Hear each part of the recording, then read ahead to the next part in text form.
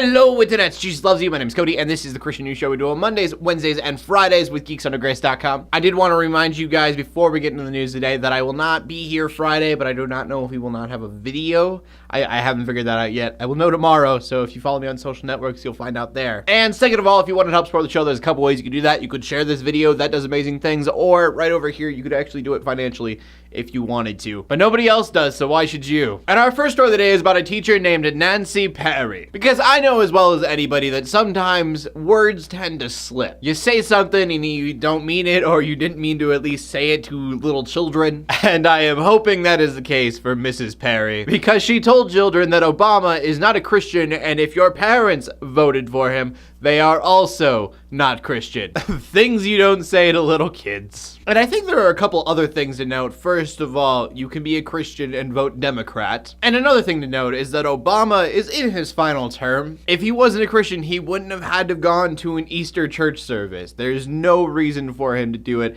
in the public eye anymore. He's already won the election. The guy says he's a Christian. I'm gonna take his word for it until I die and he is or isn't in heaven with me. Right after I finally come to terms with the fact that I'm there. Next up, I suppose we should talk about Memories Pizza for a moment, even though you have probably seen news about it everywhere. To catch everybody up, Memories Pizza said that they are not going to cater to gay weddings because, you know, every wedding has pizza. But then they started getting like death threats and hate mail and all of that kind of stuff that forced them to shut down. And then people ended up raising $800,000 in support for them. But nobody knew whether or not they were going to open back up. And what it kind of looked like from the outside point of view is that they raised this money and were like, we can live off of $800,000 for a while. And so the news is that Memories Pizza will be opening back up. They are not going to take the money and run. They have a little more integrity than that. Also, kind of on a side note, if you are gay and getting married and watching this, if you really want pizza at your wedding, JD and Turk will cater for you. Not a joke, it's a real thing, and let's be honest, that would be way cooler than Memories Pizza. And our next story is for anyone who is into inaccurate rapture stories. Left Behind 2 is going to be made, but it is being crowdfunded on Indiegogo. So if you want it to be a thing, you need to go donate. The movie is going to take place after the rapture. I have not seen Nicolas Cage's first one yet.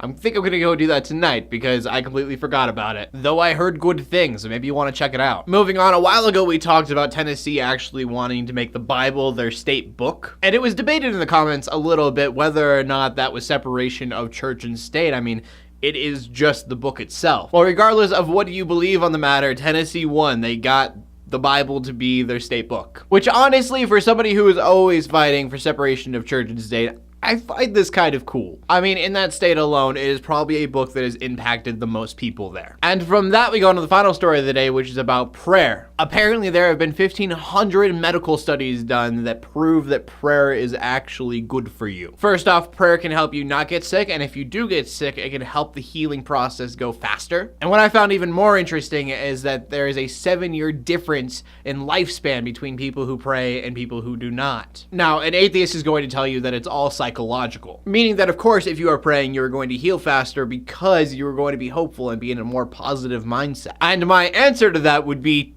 so? Logically, as an atheist, you want to live as long as possible because you don't have an afterlife. Therefore, the logical thing to do is become a Christian whether you believe in it or not, because it will be better for you. So main point, whether you are a Christian, in which case you believe that Jesus is actually healing you, or if you believe that it's just psychological, which honestly I'm sure does play a part. Either way, the Bible told you to do it, and it was right again, which I think is really cool. Sin is not God ruining everything. There are guidelines on how to live life correctly. God's not out trying to punish you. It is you who is putting up blockades between you and God every time you sin. And I guess I'm gonna get all gospel on you guys here, but at the end of the day, if you want God to remove those blockades that you have set, He will do so. He will allow you to be with Him if you want to. Don't get all mushy on me now. Question of the day. Tennessee's favorite book is the Bible. What is yours? I want to know what you guys have to say. So please leave a comment in the comment section below